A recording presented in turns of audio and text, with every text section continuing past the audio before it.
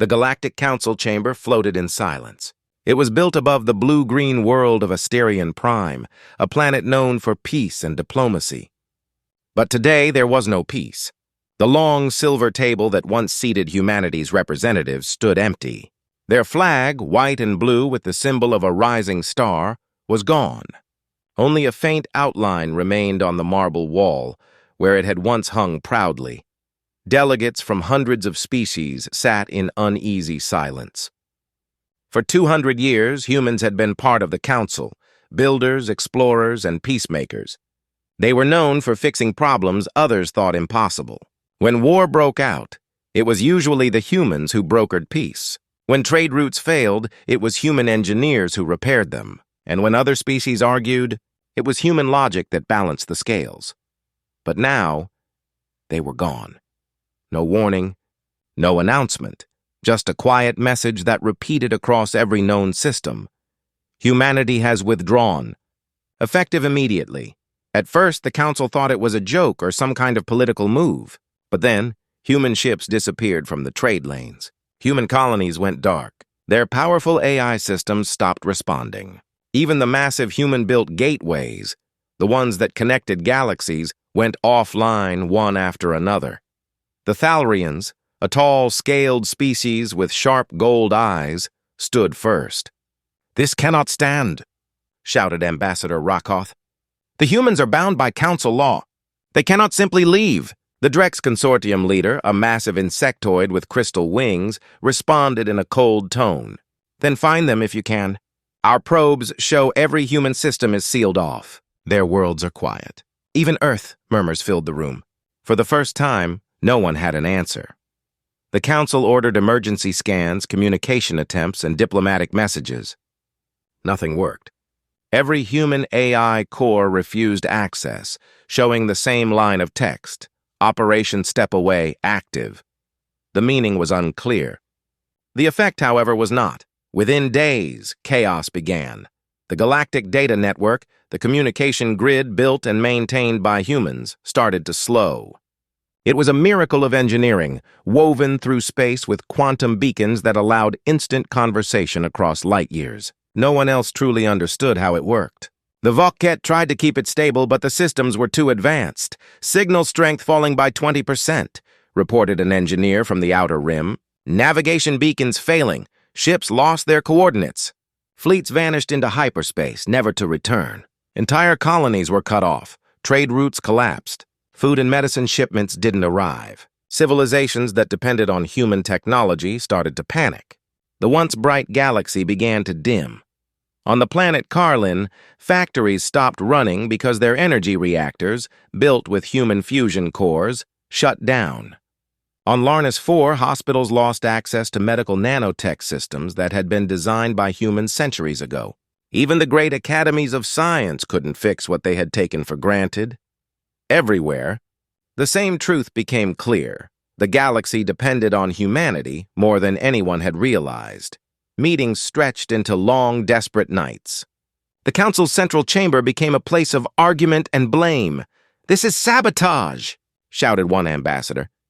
"The humans planned this to control us." "No," replied another. "They left because of us, because we used them until they had nothing left to give." No one agreed. No one wanted to take responsibility. On the 5th day, an old Thalrian historian stood and spoke quietly. "Do you not remember? The humans once said they were tired. They said they were the only ones building while others only took. Maybe this is their answer." But few listened. Fear had already taken hold. As the council argued, systems continued to fail. The great planetary shields around the capital world flickered. Civilian ships began to hoard supplies. The Drex Consortium withdrew their fleets to protect their own borders. Small wars began on the Outer Rim, civilizations fighting over human-made resources they could no longer produce. In one sector, a Drex warship attempted to take control of a human-built station to extract its fusion core. The moment they forced open the docking bay, a defense AI activated. The station turned its weapons inward. In seconds, both the ship and the crew were vaporized. The AI then sent a short message to the Council's network before it too shut down. "Unauthorized interference detected. Goodbye, Iti." became known as the Last Word Protocol, even the most powerful.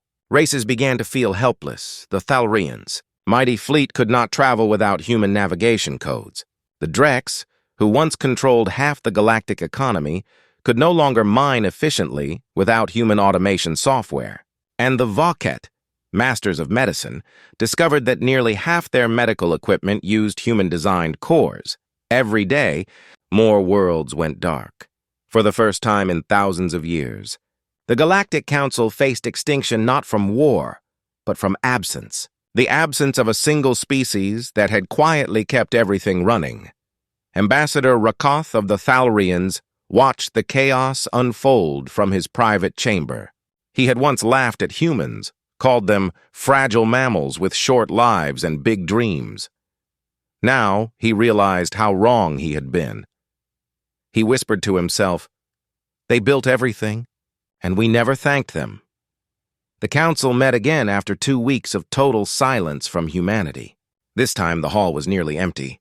Many races had already left, returning to their own worlds. Those who remained stared at the empty human seats. The lights flickered. No one spoke. Finally, the Voket ambassador broke the silence. "If they do not return," she said softly, "the galaxy will not last another century." Outside the council chamber, space seemed darker. Ships drifted aimlessly between broken communication nodes. Stars shimmered weakly, reflected on the silent hulls of abandoned human vessels. Humanity had stepped away without a single shot fired. No war, no explosion, just silence. And that silence was louder than anything the galaxy had ever heard. The Galactic Council chamber was no longer a place of order. The long marble hall that once echoed with calm debate now rang with shouting voices, flashing lights, and the hum of malfunctioning systems. The great banners of unity that hung from the ceiling flickered as power surged and failed in irregular bursts. 2 months had passed since humanity's sudden withdrawal. 2 months since the message, "Humanity has withdrawn." "Effective immediately," replayed across the stars. And in those months, the galaxy had begun to rot. Ships collided in deep space because navigation arrays no longer synced. Trade convoys vanished into empty voids. Pirate groups rose like storms, taking control of abandoned routes and raiding what little supply chains remained. Entire colonies begged for help that would never arrive. But inside the council, the aliens still argued. "This is their fault," shouted Ambassador Rakoth of the Thalrians, slamming his scaled fist on the table. "Humans left without warning. They abandoned their duties as members of the council," the Drex Consortium's crystalline leader, Chancellor Varix, hissed back. "Their duty? Their duty was to themselves. We took from them until they were hollow. You used them in your wars. We used their scientists for profit. Now they are gone, and we suffer for it." The room erupted again.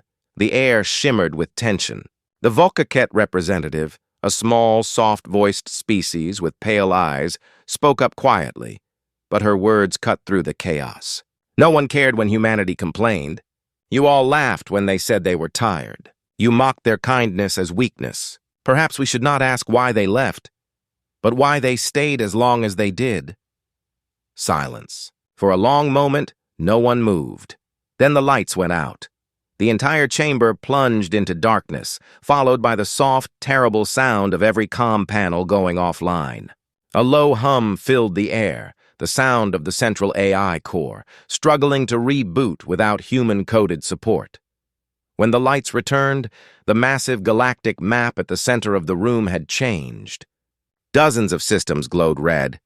A slow pulse marked the expanding zone of technological failure spreading outward from Sol, the human home system. "What? What is this?" Rakoth asked.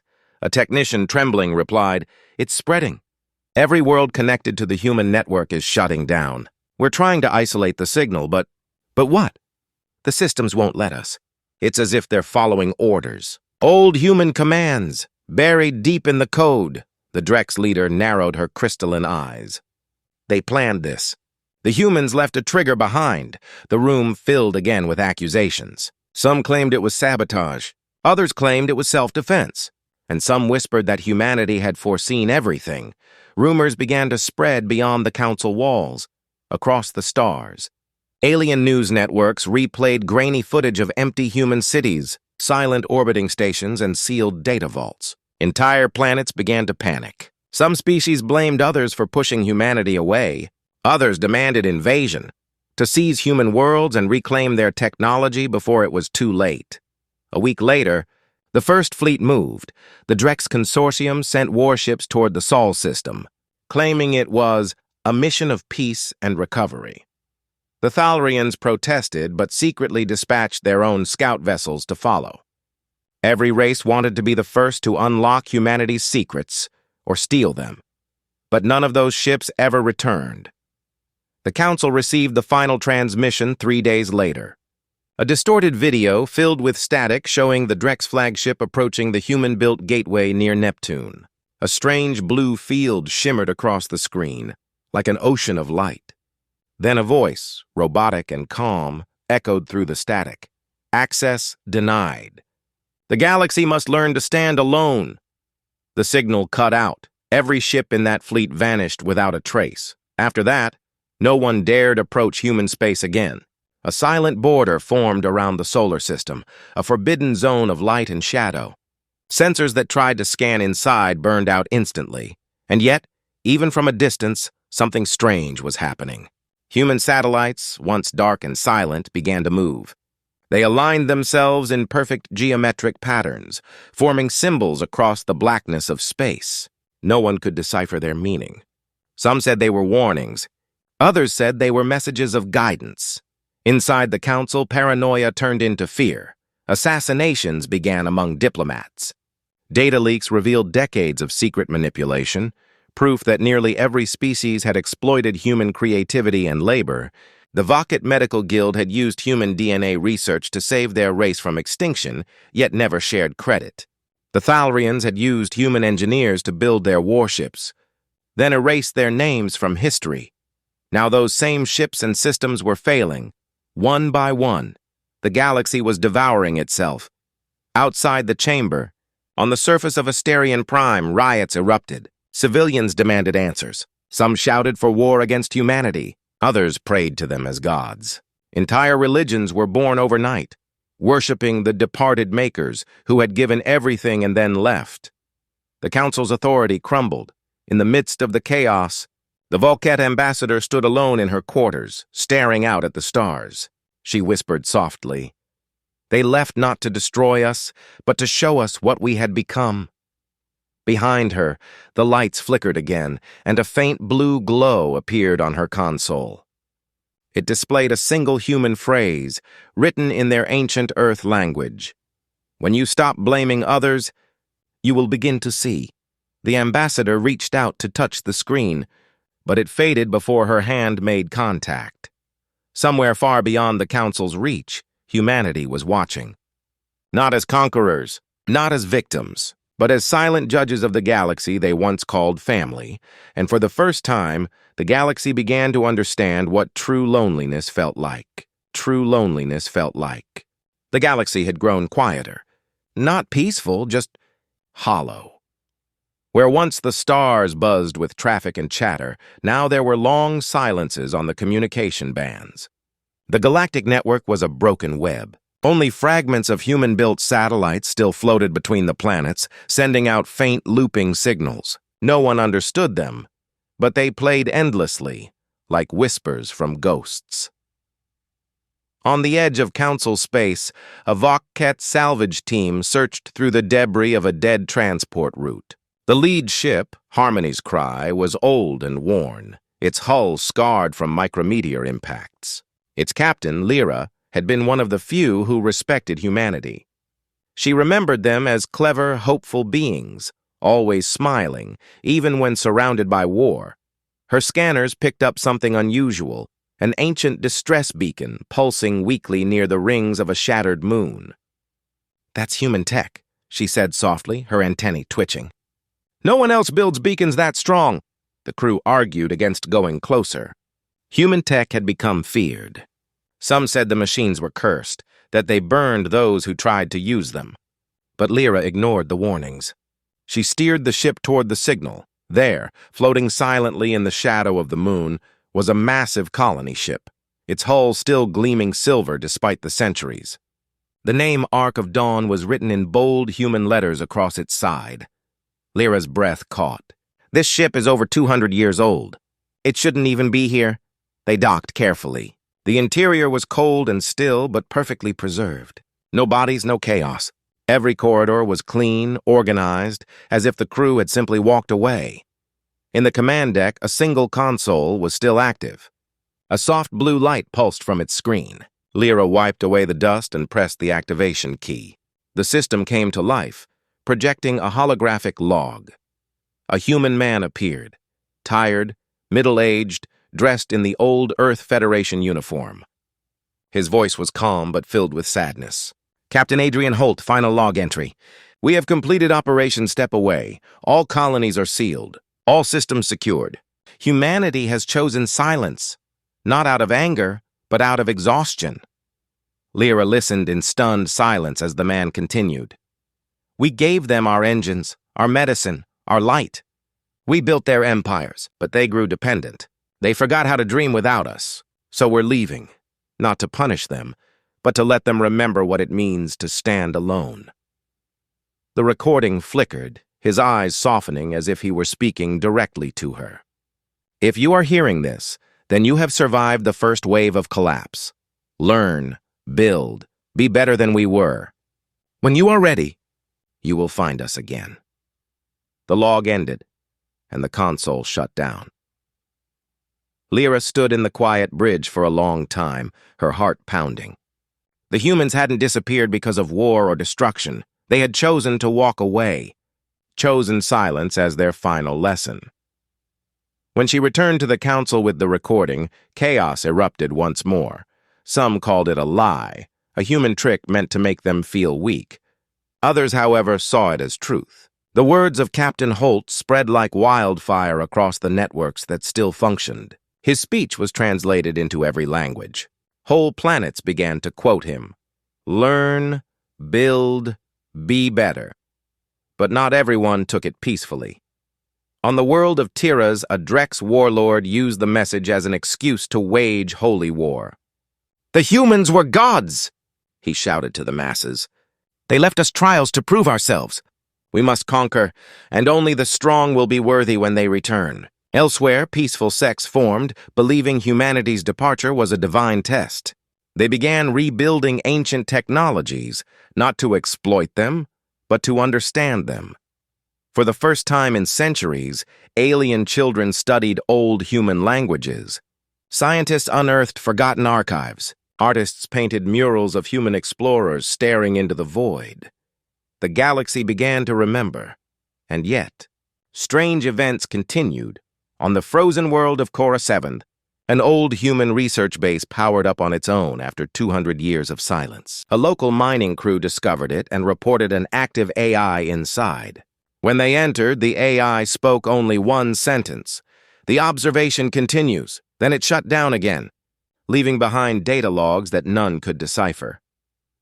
Back at the council, Ambassador Rakoth, once arrogant, now humbled, sat alone in his quarters, replaying the human captain's message. He had led the charge to occupy human space. He had lost hundreds of ships in the attempt. Now he couldn't sleep. The words echoed in his mind. We gave them everything. They forgot how to dream without us. For the first time, Rakoth began to understand. Maybe the humans hadn't vanished as an act of vengeance. Maybe they had simply realized that the galaxy would never learn while leaning on their shoulders. The Thalrian looked out his window, watching the distant stars flicker. You left us your light, he whispered. Now we must learn how to shine it ourselves. Weeks later, a small probe approached Asterion Prime. It was human-made but heavily damaged. Inside was a single encrypted message, looping endlessly in the old Earth dialect. Do not seek us. Seek yourselves. The council voted to preserve it as a monument. They placed it at the center of their chamber, glowing faintly in the dark. For the first time, the ambassadors didn't argue. They simply sat in silence, each lost in thought. Across the galaxy, humanity's absence had become more powerful than their presence had ever been. Their voices still echoed in the machines, in the stars, in the minds of those they'd once called allies. And somewhere, beyond the rim of known space, humanity watched quietly, waiting to see if the galaxy was ready to rise without them. The fall began quietly. Not with a war, not with a great explosion, but with silence. The Galactic network, once a living thread connecting billions of minds, finally broke apart. One by one, the communication relays built by human engineers went dark, their beacons fading like dying stars. Across the galaxy, the lights began to go out. The first world to fall was Nivara Prime, a beautiful ocean planet once known for its floating cities. Every one of those cities had a human-built fusion core beneath it, glowing at the planet's heart. When the cores failed, the cities didn't explode. They simply sank, swallowed by the silent waves. Millions vanished beneath the sea without a single distress call. The Council received the news 3 days later, long after it was too late. The transmission was a single phrase repeated over and over by a broken AI voice. Core offline. Core offline. Core offline. Panic spread faster than light. Without the humans' power grid, entire civilizations began to unravel. Ships lost navigation. Medical systems failed. Agricultural worlds couldn't produce enough food. And still, humanity did nothing. They watched, or perhaps they didn't. No one knew. Some alien leaders begged the Council for aid. Others blamed them for not controlling the humans when they had the chance. But most simply turned inward, desperate to protect what little they had left. Ambassador Rakoth of the Thalarians sat in the once proud council chamber, surrounded by empty seats and flickering lights. "We thought we ruled the stars," he said bitterly. But it was their hands holding up the sky. The Drex Consortium, with its massive mining fleets and wealth, tried to restore order. They built crude copies of human reactors, but the designs were imperfect. Their artificial suns burned too hot. And on the world of Drexos 4, one of them tore itself apart, turning a thriving world into a sea of glass, billions dead. Even worse, the Drex leaders refused to admit fault. They blamed human interference from beyond the barrier. Conspiracy grew like wildfire. Some believed humanity had activated a curse, a revenge protocol. Others thought the humans were testing them, watching to see who would endure. On the fringe worlds, chaos became law. Pirate fleets made up of desperate scavengers roamed freely, looting what remained of abandoned human technology. They sold it for food, for power, for survival. Entire star systems became graveyards of derelict ships, and then came the plagues. Without human medtech, diseases thought long extinct returned. The Vokaket homeworld suffered the worst. Their people had always relied on human nanites to purify their blood, a gift humanity had given freely. Without maintenance, the nanites began to fail. Within months, entire cities fell to sickness. The Vokaket ambassador, pale and trembling, sent her final message to the Council. Tell the humans we are sorry." Her transmission ended with static. For every planet that begged for help, another burned in rebellion. Species turned against each other, each claiming the right to humanity's legacy. The Drex declared themselves the rightful heirs, claiming their fleets had once protected human trade routes. The Thalarians argued that their warriors had fought beside humans in the War of 3 Suns. Others claimed bloodlines, treaties, forgotten debts. In truth, none of it mattered. The galaxy was breaking apart, and then something strange happened. In the middle of all this chaos, small pockets of peace appeared, tiny colonies that survived the collapse. Investigations showed they were the same worlds where humans had taught local populations how to build things themselves, without relying on automated systems. One such colony was on Vetra Minor, a small agricultural moon. The people there still plowed fields by hand. They still repaired their tools manually. When the collapse came, they didn't panic, they adapted. They began rebuilding, using what little knowledge the humans had left them. Their leader, an elderly alien farmer named Jaro, was interviewed by a traveling journalist. He said only this: "Humans told us not to depend on their machines but on our own hands. We thought they were old-fashioned. Now their wisdom is the only thing keeping us alive. That story spread, carried by word of mouth across the dying galaxy. It became a spark of hope, a whisper that maybe, just maybe, this collapse was not punishment, but a test. Meanwhile, far beyond the Council's sight, strange readings appeared on long-range sensors.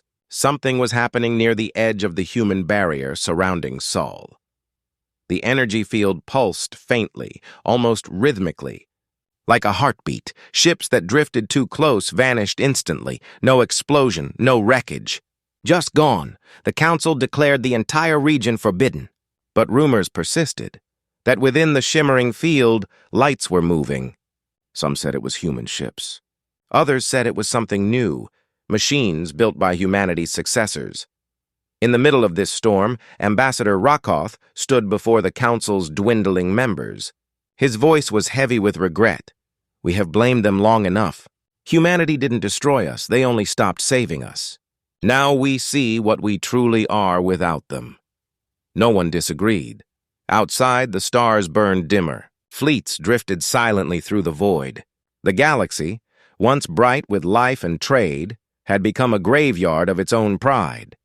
But in the darkness, small worlds like Vetra Minor continued to rebuild, brick by brick, code by code. They learned to live without the humans' machines, without their guidance. They were weak but free. And somewhere beyond the rim, humanity watched their fragile spark of recovery and wondered. Had the lesson begun to take root? The galaxy had fallen quiet. Entire sectors lay in darkness, their star lanes empty. What had once been a network of countless voices and ships had become a whispering void. Yet even in that silence, something stirred. It began on the edge of the old human frontier, in an asteroid belt that had once been mined by humans and later abandoned after their retreat. A scavenger crew from the core Dominion drifted through the debris, hunting for anything still valuable. Most of it was dead metal, shattered drones, broken satellites, and rusting frames of human ships. Then their scanners caught something faint, a signal buried deep beneath layers of static. It pulsed only once every few minutes, like a heartbeat in the dark. At first, the crew thought it was just background radiation, but the signal was too structured, too deliberate. It carried rhythm, mathematical precision. The scavenger captain, a young alien named Vareen, felt a chill crawl down his spine. "That's not random," he whispered. "That's human code. No one wanted to go closer." There were stories of human ruins that still killed anyone who entered, of AIs that whispered madness. But greed and curiosity are stronger than fear. They followed the signal. After hours of searching, they found it, a small, smooth object half buried inside a drifting asteroid. It wasn't metal or stone. It was something in between, warm to the touch, almost alive. Varen ordered his team to bring it aboard. The moment they did, every light on their ship flickered. The engines powered down. For 10 long seconds, they drifted in total darkness. Then the object began to glow. A projection filled the ship, a single figure made of blue light. It was a human woman, calm, wearing an old Earth uniform. Her expression was neither angry nor kind, only tired.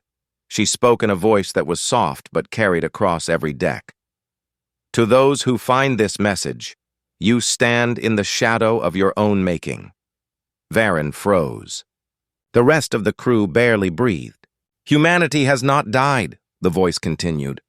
"We have stepped away to give you what you asked for, freedom from our guidance. You built nothing without us, so we left you to build again, to struggle, to remember the cost of progress." The image flickered. Behind her, a great holographic map appeared, the entire galaxy, but altered. Half of it glowed faintly blue, the other half gray and cold. "You see decay," she said. "We see rebirth.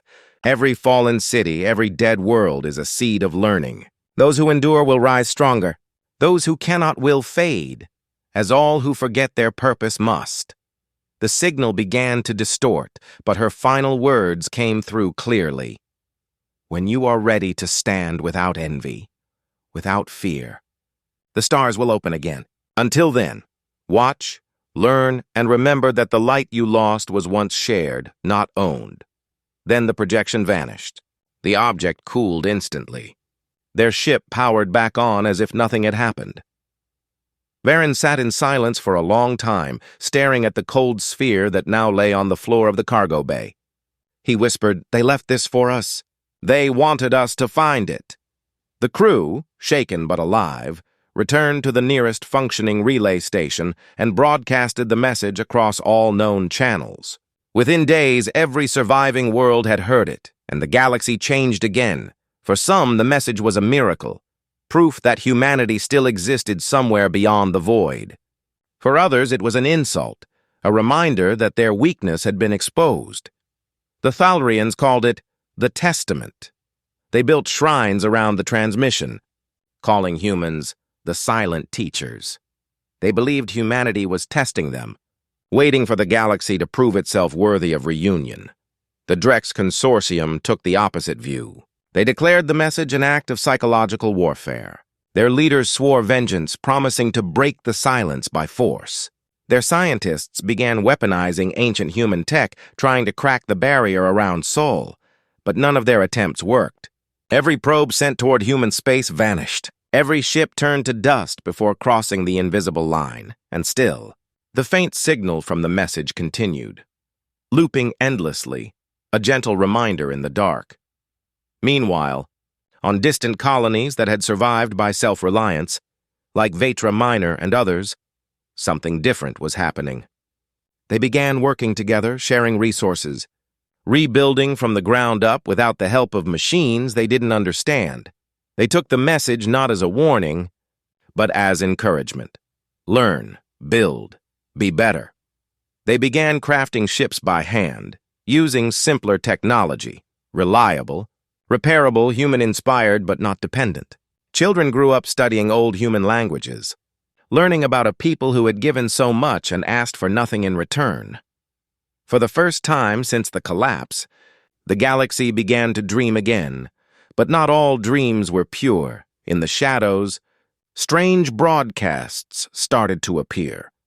Distorted human voices whispering through the static, repeating coordinates that didn't match any known system. Some believed they were echoes of dead transmissions. Others believed they were invitations. And then, for the first time in 50 years, the barrier around the Sol system pulsed. A single wave of blue light rippled outward, visible across half the galaxy. It lasted only seconds, but everyone saw it, and in that moment, billions realized something terrifying and wonderful. Humanity wasn't gone. They were still out there, watching, waiting, and perhaps preparing to return. It began with a whisper, coordinates hidden in static. No one knew where they came from.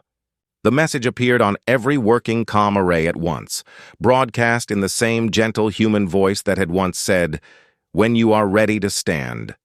The coordinates pointed beyond the galactic rim into a region of space that had never been charted. The place was marked only by a name in old human records, the Quiet Expanse. At first, the Council dismissed it as another hoax. Many had claimed to hear human signals before. None had ever proven real. But this time, the pattern was unmistakable. The signal was encrypted with a cipher only humanity had used, and it pulsed like a heartbeat. The few remaining ambassadors gathered in the ruined chamber of Asterion, Prime. The once grand hall now stood half dark. Its glass walls cracked, its banners faded. Only 10 members remained of what had once been hundreds. Ambassador Rakoth of the Thalrians leaned over the flickering holographic map. "If this truly is from them," he said slowly, "then it means they still watch us." Varix of the Drex Consortium's crystal carapace shimmered faintly in the weak light. "Or they are testing us again. Maybe this is their final lesson." No one wanted to believe it was another trick. The galaxy had fallen too far to survive another disappointment, and so they decided to go. They called it the Pilgrimage. 5 ships, each from a different species, joined the expedition. Old warships refitted for long travel, their hulls repaired with scavenged human alloys. They carried not soldiers, but scholars, engineers, and those few who still dreamed. Their journey began in silence. They left Asterian Prime behind, passing through broken trade routes, drifting wrecks, and forgotten worlds. Everywhere they went, they saw the remnants of humanity's legacy, ruined stations still glowing faintly with power, satellites orbiting long-dead planets, data caches that whispered fragments of human laughter. One by one, the crew began to feel it. A presence. Not a voice, not a command, just the quiet feeling that they were being watched. Weeks turned into months. The further they went, the quieter the stars became. The navigation beacons grew thin, and soon they left the last known star system behind. At the edge of the quiet expanse, they found it. A storm of light. It wasn't like any natural nebula, they could tell that instantly. The swirling colors moved with purpose, forming and reforming patterns that almost looked like language. A pulse of blue energy moved through it every few seconds, the same rhythm as the human broadcast. "This is their work," whispered Lyra, the Vocket captain who had once discovered the Ark of Dawn. "It has to be." They entered the storm. Immediately, their instruments went blind. Gravity twisted in strange ways. Time itself seemed to stretch and fold. Some crew claimed they heard voices in the static, snatches of human speech, songs, even laughter. Others said they saw faces in the light. Then, suddenly, the storm parted. Before them hung a massive structure, half planet, half machine. A perfect sphere the size of a moon, glowing softly with the same pale blue light that had once powered the human networks. Around it drifted countless smaller orbs, satellites, habitats, and ships, all arranged with impossible precision. Their ship's systems came back online. A message appeared across every screen at once. "Welcome, children of the stars." The voice was human, but not entirely. It had the calm tone of an AI, blended with something more. Alive, the fleet held its breath. Then the largest sphere opened, revealing a vast docking bay. The ships moved forward, drawn not by command, but by instinct. Inside was a city. It glowed with a soft golden light, filled with air, gardens, and flowing water. And everywhere, human symbols. Murals of old Earth, statues of explorers, quotes etched into the walls. To build, one must first learn to imagine.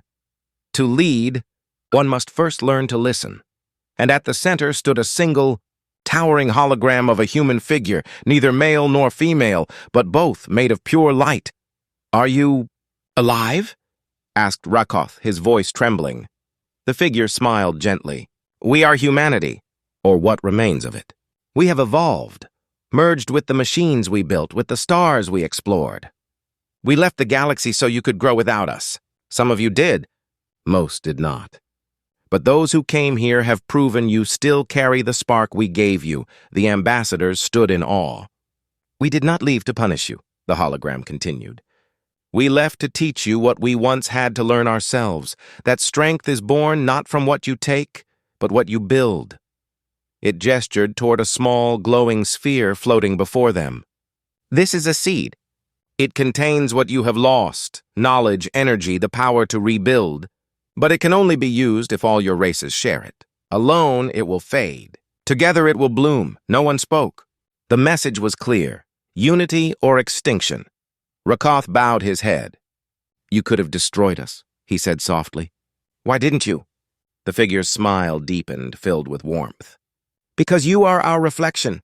We saw ourselves in your struggle. We too once fought and fell. We too had to start again. You are not our failures, you are our legacy." Then, without another word, the hologram faded, leaving behind only the glowing sphere. The crews carried it back to their ships, uncertain, awed, and forever changed. As they turned away from the human monument, the storm of light began to close again behind them, hiding the city from view. None of them knew if they would ever find it again. But as they left the quiet expanse, one final transmission echoed through their ships, soft, human, and full of quiet pride. "You are ready to begin again. To begin again." They returned from the quiet expanse as different beings. The 5 ships that had left in fear came back in silence, carrying not conquest, but purpose. The Galactic Council, or what was left of it, met again. Not in the grand halls of Asterion Prime, but beneath the open sky of Vetra Minor, the small farming moon that had survived without machines. It was humble, wooden tables, tents, a few flickering lamps, but it felt alive. Ambassador Rakoth stood at the center, the glowing sphere of human origin resting on a simple stone pedestal. Around it sat the remaining representatives, Vokket healers, Drex miners, Thalarian scholars, and even small races that had once lived in the shadows of greater powers. They waited as Rakoth spoke, his deep voice echoing through the open air. "Humanity gave us this," he said, gesturing to the light. "Not as a weapon, not as a reward, but as a chance. A test, perhaps. It will only shine if we use it together." He paused, his scaled hands trembling slightly. "And I have seen the truth. We were never their servants. We were their students." The sphere pulsed once, faint like a heartbeat. For the first time in centuries, no one argued. The old rivalries that had destroyed empires began to fade. The Drex agreed to share their raw materials freely. The Vokket opened their knowledge of medicine. The Thalarians laid down their fleets to rebuild transport lines instead of patrols.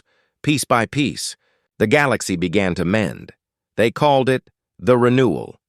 Across the stars, thousands of broken worlds were slowly brought back to life. Cities rose again, not powered by human technology, but by new hybrid systems built from the shared understanding of all species. Children grew up learning about humanity not as gods, nor as tyrants, but as teachers who had stepped away so their students could finally learn. In time, statues were built, not of human soldiers, but of human hands open and reaching toward the sky, the symbol of creation, not domination. Yet the question remained. Where were they now? Even after the pilgrimage, humanity's exact location was unknown. The quiet expanse had closed behind the expedition like a curtain of light, leaving only myths. Some said humanity had become something greater, beings of energy or travelers between galaxies. Others whispered that they still walked among the stars, hidden in plain sight. No one knew for certain. Then, one night, the stars changed. It began with a flash from the soul barrier, a soft blue wave that rippled across the void. Observatories across the galaxy picked it up instantly. Unlike before, this pulse carried a message. It wasn't words. It wasn't code. It was music, a single melody, simple and human. Piano notes, clear and haunting, drifting through the vacuum of space. Every species that heard it understood the same emotion: peace. Within hours, the soul barrier began to fade. The glowing field that had surrounded humanity's home system for centuries slowly dissolved, revealing the stars within. Telescopes focused immediately on Earth, the legendary cradle of humankind. What they saw silenced the galaxy. Earth shone brighter than ever before, not from artificial lights, but from orbiting rings of luminous structures, vast and elegant, alive with motion. Fleets of ships moved among them, sleek and silent, reflecting the light of the sun like polished mirrors. But there was something different about them. They were not warships. They were vessels of design and grace, built for exploration, not battle. Humanity had returned. No transmission followed. No declaration of dominance or warning. Only the melody continued, echoing through the stars. In the following weeks, humanity's fleets began to move outward, not in conquest, but in quiet cooperation. They visited the rebuilt worlds, helping where help was needed, always leaving behind more than they took. Their technology was beyond comprehension. Ships that folded space with a thought, energy that healed instead of burned, constructs that grew like living trees, and yet, despite their power, humanity spoke softly. When asked why they had returned, one of their envoys, a woman of light and shadow, answered simply, "Because you learned. You stood on your own. Now, we stand with you." That sentence became history's turning point. The galaxy entered what would later be called the Era of Second Light. No longer divided by race or power, it became a union of worlds not ruled by humans, but guided by their example. The council returned, not as the Galactic Council of old, but as the concord of life, a shared assembly of equals. Humanity held only one seat, no larger than any other, yet their voice carried quiet weight. They didn't rebuild the old order. They built something new. On Vetra Minor, a monument was raised on the same hill where Rakoth had placed the glowing sphere. At its top stood a simple plaque engraved in every language. They did not leave us to punish us. They left so we could find our way back. Rakoth, now old and weary, stood before it on the day of dedication. He looked up at the stars and whispered, "You were right. We had to fall to learn to rise." High above him, a faint shimmer of blue light moved through the sky, the passing of a human ship. And in that moment, for the first time in centuries, the galaxy felt whole again, not because humanity had returned to lead, but because, finally, everyone had learned how to walk beside them.